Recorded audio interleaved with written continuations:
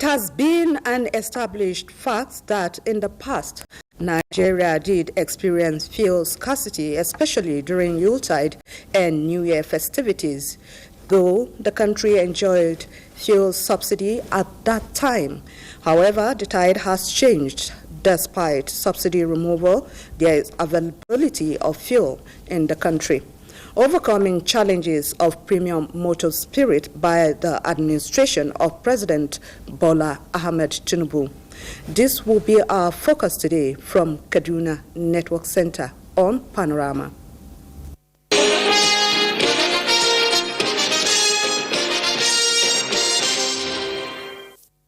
Glad to have you join us. I am Salamatu Lukman Muhammad. Vice President Kashim Shettima has tasked subnationals to partner with the federal government in addressing unemployment through skills acquisition. The Vice President stated this in Lafia as he presents certificates to more than 1,000 youths trained in various vocations at the State Vocational and Technical Institution, Lafia. Aliyu Tijani reports. And 25 youths from various parts of the country went through months of rigorous training in welding, fabrication, auto mechanic and other technical areas to fill middle-level manpower gap in the country. They are now set to contribute to the economy as each goes home with starter packs. Now I've gained the knowledge of welding and fabrication. I can be able to impact more knowledge on the individuals. Now I used to distribute my shoes, Abuja, Enugu, and other places. Vice President Kashim Shettima presents certificate to them and asks them to be employers of labor as he commends Nasarawa State government for providing platform for the training. The federal government, he says, is committed to reducing rate of unemployment in the country through various interventions, grants and support to entrepreneurs, urging state government to key in. You must always bear with the expectations placed upon you, and that is channeling your skills into noble causes to expand the scope of our labor. Any effort at all that is being made to begin to reduce the scourges of poverty, hunger, and destitution in Nigeria is commendable.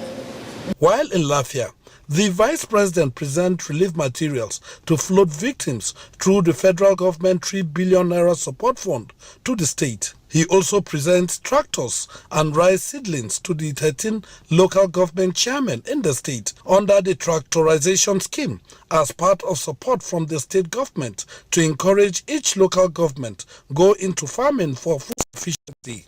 Already, the state government is into rice farming in a 100 hectares land with the first harvest successful to ensure food sufficiency. Empowering the local governments with tractors and other agricultural implements is absolutely essential for us to record any progress in agriculture. Nasarawa State, in order to agree with a renewed agenda on agriculture, decided also to go into agriculture for the first time. We were able to cultivate 2,000 hectares of land. Out of the 2,000 hectares of land that we had, we are lucky we have now harvested that 2,000 hectares of land. Vice President Kashim Shettima performed foundation stone laying for the construction of headquarters of Nasarawa Investment Development Agency, NASIDA, and pays homage on the Emir of Lafia, Justice Sidi Bagi Mohammed I. In Lafia, Aliyu Tijani, NTA News. On agriculture, Kogi State government has flagged off distribution of farm inputs to farmers ahead of 2025 dry season farming. At the event in Lokoja, the State Commissioner for Agriculture, Timothy Ojoma, appeals to beneficiaries to ensure judicious usage of the items to improve yield. Solomon Eyidai completes the reports. Farm inputs freely distributed to farmers ahead of dry season farming in Kogi State include rice seedlings, fertilizer and chemicals, among others. This gesture is in line with the state government's Green Revolution on agriculture, aimed at making inputs freely accessible to farmers to stem food insecurity. The State Commissioner for Agriculture, Timothy Ojoma, in a message, appeals to the benefiting farmers to leverage the abundant water resources in Kogi to drive the initiative for national growth and development. We are out to see how we can provide more than enough. So it is still in continuation of that. We felt we should equally bring these farmers together and give them more support. Other stakeholders lauded the efforts of government, describing it as a step in the right direction, assuring of their readiness to partner the state government to enhance the success of the program. The government found it difficult that this should be given to dry seeding farmers again to make things more easier. So we thank God. Extension workers were also on ground to sensitize the farmers on best farming practices, particularly the usage of the new fertilizer. This is the first time in history of the state that such have been done like this to the farmers. We are happy what is presenting to us. We are now soliciting for him to come up with a solar pumping machines for us. The initiative is part of the ongoing efforts by the state government to encourage farmers to venture into dry season farming and increase agricultural production in Kogi State. Solomon Ayedehi, NTA News. Army Farms and Ranches Limited has inaugurated project planting of 1 million date palm seedlings at Phase 1 Giri Farm, keying into President Bola Tinubu's declaration of state of emergency on food security in 2023. The Chief of Army Staff, Lieutenant General Lufemi Oluyede, in a message at the inauguration, says the Nigerian Army will vigorously pursue the mandate of the federal government to not only safeguard the nation's territorial integrity, but also contributing its quota to ensuring food security. Defense correspondent Olajide Bello tells us more. Nigerian Army has also embraced an ambitious initiative aimed at securing the future through food security. The operation is called Operation Planting of 1 million date fruits, and it's not just a military campaign, but a mission of hope and a strategy for survival. The Chief of Army Staff, consistent with his command philosophy, has also charged that we must escalate the implementation of the presidential directives within all our farms and ranches, and that must be done within this year. He has committed a lot of resources and has also pledged to ensure that he gives us the maximum support. May I please state that the Nigerian Army, through the Nigerian Army Farms and Ranches Limited, had long keyed into the federal government agricultural programs through all its value chains. With each seedling planted, they are sowing more than just dates. They are cultivating stability, prosperity, and a renewed sense of national pride. Olajide Bello, NTA News. On par, the Transmission Company of Nigeria, TCN, announces that due to the ongoing road dualization project along the Apple axis in Abuja, 8 number 132 kV and 33 kV towers will be relocated along the Kukwaba-Apple line on the outer Southern Expressway route. In a statement, TCN notes that the relocation work will necessitate a planned power outage from Monday, 6th January to Monday, 20th January 2025 from 9 a.m. to 4 p.m. daily, which is the estimated duration for the dismantling and construction of the towers, as well as restringing of the power cables that would enable resumption of bulk power supply to the Apple transmission substation from Gwagwalada substation. TCN says there will be rationing of electricity supply in Kubwa, Karu, Mararaba, Nyanya, Masaka, Kefi, Kukwaba, and Apple Mechanic. Also to be affected are parts of Lugbe Trademore Estate, Yakasa, Sabon Lugbe, Chiaka, Aleta axis, while the relocation of the transmission towers is necessary for the completion of the road project. TCN apologizes to customers in the affected areas for the inconvenience the planned power outage will cause and assures that power supply won't be restored as soon as the tower's relocation and cable stringing are completed. Moving on, the Central Bank of Nigeria has clarified that the staff early exit program is voluntary and not mandatory. This was at the resumed hearing of the House of Representatives investigation into the reported layoff of more than 1,000 staff of the Apex Bank and an associated 50 billion naira payoff scheme.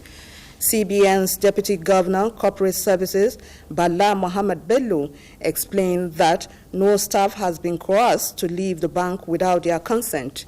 His explanation followed inquiry by the House Ad Hoc Committee probing the retirement exercise. You're still watching Panorama live from Kaduna Network Center. Please stay tuned. But be rest assured. Kaduna Network Center, please stay tuned as we go on a short break.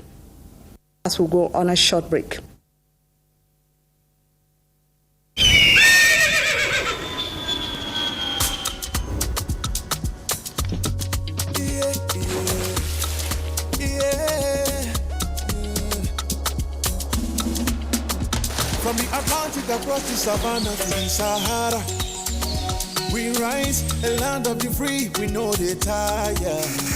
We dream great, our spirit is undying.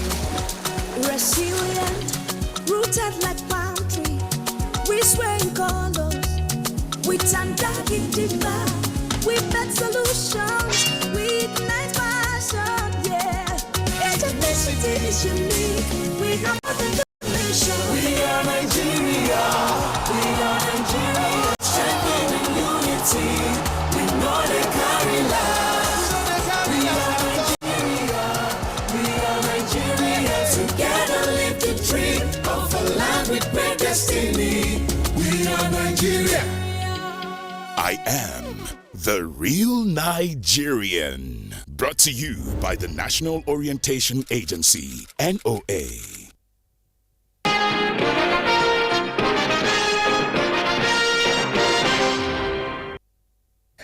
Nigerians celebrate Christmas and New Year amidst availability of premium motor spirits, unlike previous Yuletides when motorists spend days and hours on queue to buy fuel. This is one of the great success recorded by President Bola Ahmed Tinubu's administration, which is a vindication of the federal government decision in fuel subsidy removal. Kim Ward reports that motorists in Kaduna metropolis have been praising the federal government for overcoming fuel scarcity. Unlike the previous years, during festive periods occasioned by non-availability of fuel and hike in price of the commodity, now the narrative is different as fuel is available in most filling stations visited. This development has made the long queues experienced in the past disappeared. Speaking to motorists in different filling stations, attributed this welcome development to the upspring of revamped refineries across the nation, forcing the reduction in price of fuel. Significantly, there is a drastic change in terms of the availability of fuel because throughout this season, I've been a traveler. I'm just going back to my working place, and exactly, I just branched. I left Kano this morning. I have just half tank. I was just comfortable that I know that fuel is available. So it's really something that we should just appreciate. Before we have to queue for about 1 hour, but now you just go there and take within 2 minutes you have already got your fuel.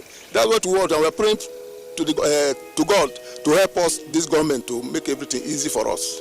Since before the year goes out, you can buy fuel anytime without having queue. They commended the present administration for this giant stride in the downstream industry. They appeal to the federal government to maintain and sustain the tempo, as this will have multiple positive impact on the prices of goods and services. In Kaduna, Kim Godds, NTA News. Speak more on that report is Abubakar Abdullahi from the Department of Economics, Kaduna State University. Good to have you join us. Welcome. Thank you. Now, you watched that report. So, do you subscribe to the fact that subsidy benefits only few? No. I think the issue of subsidy benefiting few, I think it's a wrong misconception. You don't look at the direct beneficiary of the beneficiaries of the subsidy. When I mean the direct beneficiaries are those that directly go to the fuel station to buy the petrol and in their cars, motor vehicle, bicycles, and and other things, generator. But then we have what we call the trickle-down effect. At the end of the day, you see that even someone that does not have any connection with fuel may end up benefiting from the subsidy, because when you subsidize, it means that you create more room for someone to afford to buy other things with his salary or income. So the concept of subsidy benefiting few, I think, it has to be looked beyond the concept of those who are benefiting directly from the subsidy. All right, sir. Recently, we are witnessing revival of our domestic refineries. Are you not dumbfounded to see these refineries who got billions of dollars are now back to life within a short time?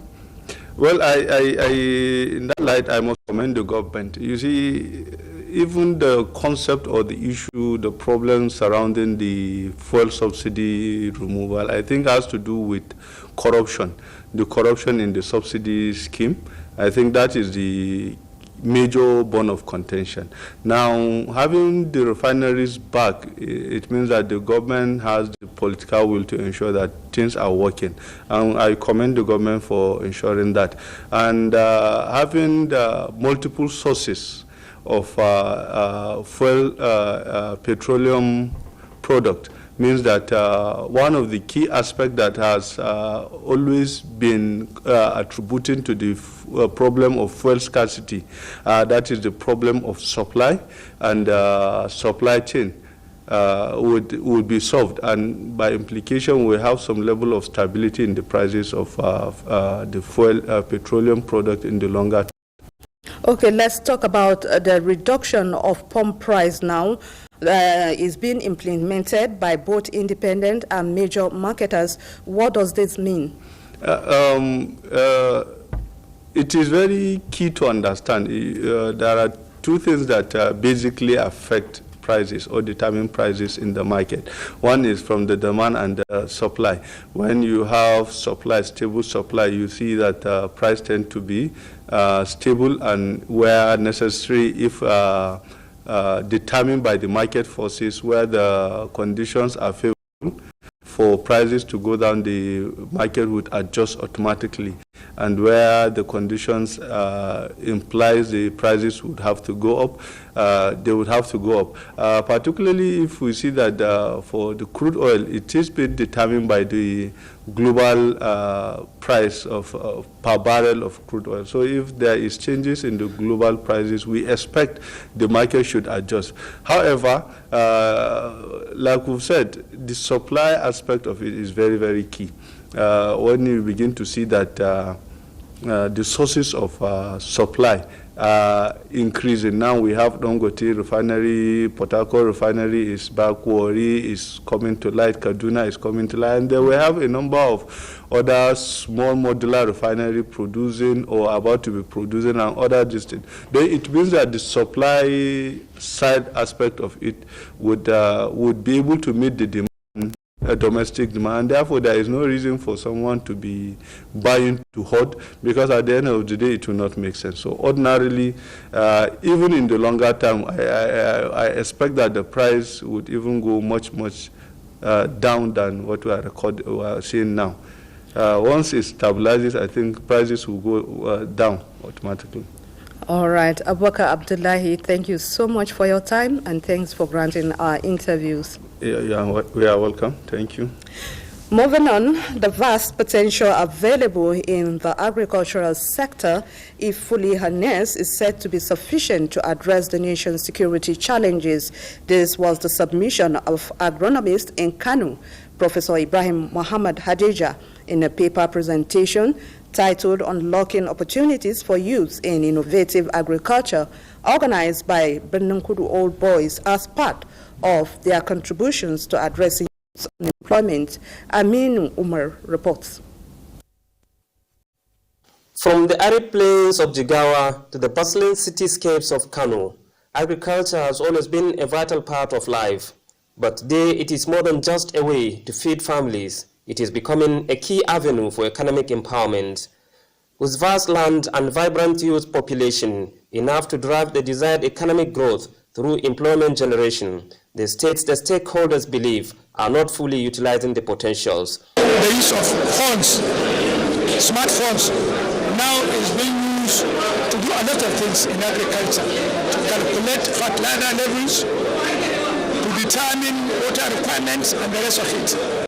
Innovative agriculture that involves using cutting-edge technology, training programs on latest agro practices, and government financial support will be the sure way to revitalizing agriculture in this region. It will also attract youth to engage meaningfully in agriculture as a means of addressing security challenges. If our private investors will now buy cows, slaughter them here, and by slaughtering them here and processing them, they are offering services or they are offering employment to our youths. And there's many of the advices committed by youth will go down, including Daba. The stakeholders believe the states needed a proper direction that will help them focus their attention to youth towards unlocking their potentials through innovative agriculture. In Kano, Amin Umar, NTA News. Away from agriculture, the Arewa Youth Coalition for Peace has called on Nigerians to disregard the allegations made by Niger Republic's President Abdulrahman Chani, describing them as attempts to create tension and sow disunity between the two brotherly nations. The group also urged President Chani to issue an immediate apology to Nigeria. Muhammad Umar Ajinge, complete this report. Worried by the growing trend of mischievous comments capable of inciting tension in the country, the leaders of the Arewa Youth Coalition for Peace convened to urge Nigerians, particularly religious leaders, to be patriotic. We want to appeal to our revered clerics in all the faiths to stop creating unnecessary tension as a result of their unguarded utterances, which are capable of inciting and destroying the peace of our dear country. We have keenly observed that the majority of them are becoming tools of propaganda and mischief, using vulgar language in social media. The group also reacted to the allegations made by the President of Niger Republic against Nigeria. Also reject in totality, as Nigerians and patriotic citizens, the recent allegations made by General Abdulrahman Tijani, military head of Niger Republic, against our Nigerian President Bola Ahmed Tinubu. We see such unguarded utterances as irresponsible, lacking decorum, and unpresidential. These are baseless allegations capable of overheating the polity in our country. They call on the president to sustain efforts towards stabilizing the economy while ensuring security and peace across the country. In Kaduna, I am Muhammad Umar Ajingi, NTA News. For stories trending in the sporting world, let's join Oche Ngbedi. Ahead of the 2025 AFCON draws scheduled for Rabat in Morocco, January 27, host Morocco, defending champion Ivory Coast and Nigeria are expected to be among the top seed for the African Cup of Nations. According to CAF, the FIFA World Rankings will be used to determine the seeding, with the December 2024 rankings playing a crucial role, as the next official rankings will not be released until April 2025. The tournament will feature 24 teams divided into 6 groups. Meanwhile, Technical Director of the Nigerian Football Federation, Austin Egbovoin, has called for swift action regarding the appointment of an head coach for the Super Eagles. Speaking, Egbovoin emphasized the need for all efforts to focus on ensuring Nigeria's qualification for the 2026 World Cup, with qualifiers starting in March. Egbovoin, who successfully led the team through the 2025 AFCON qualifiers as interim coach, suggested that a Nigerian should lead the team. To the English Premier League, as action resumes Saturday with 7 games set to be decided across various centres, with Tottenham welcoming Newcastle in the early kick-off. Other games will see Bournemouth take on Everton, Aston Villa welcome Leicester City as Crystal Palace battle it out with Chelsea, who lost their last game against Ipswich Town 2-0. Rejuvenating Manchester City, having won against Leicester City away, who welcome West Ham at the Etihad, as Arsenal will be playing away to Brighton. And finally, to tennis, as top seed Novak Djokovic crashed out of the Brisbane International in a straight-set quarter-final defeat by Relin Openka. Djokovic, who is chasing his 100 ATP title, went neck and neck with the American in the first set before Openka eased to a 7-6, 6-3 victory in 1 hour 14 minutes. Meanwhile, world number 6, Elena Rybakina's former coach Stefanos Volkov have been provisionally suspended by WTA while an investigation into his behavior towards the player continues. Earlier this week, Kazakhstan's Rybakina announced that Volkov, who helped her win Wimbledon in 2022, was rejoining her team. But the WTA has confirmed that the 37-year-old Croatian is currently banned after allegedly breaching the WTA's code of conduct. It is not clear whether Rybakina herself or someone else raised the complaint against Volkov, but he has denied any wrongdoing. With Sports Update, Oche Ngbiri, NTA News.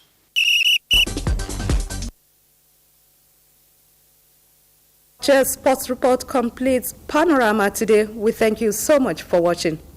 We thank you so much.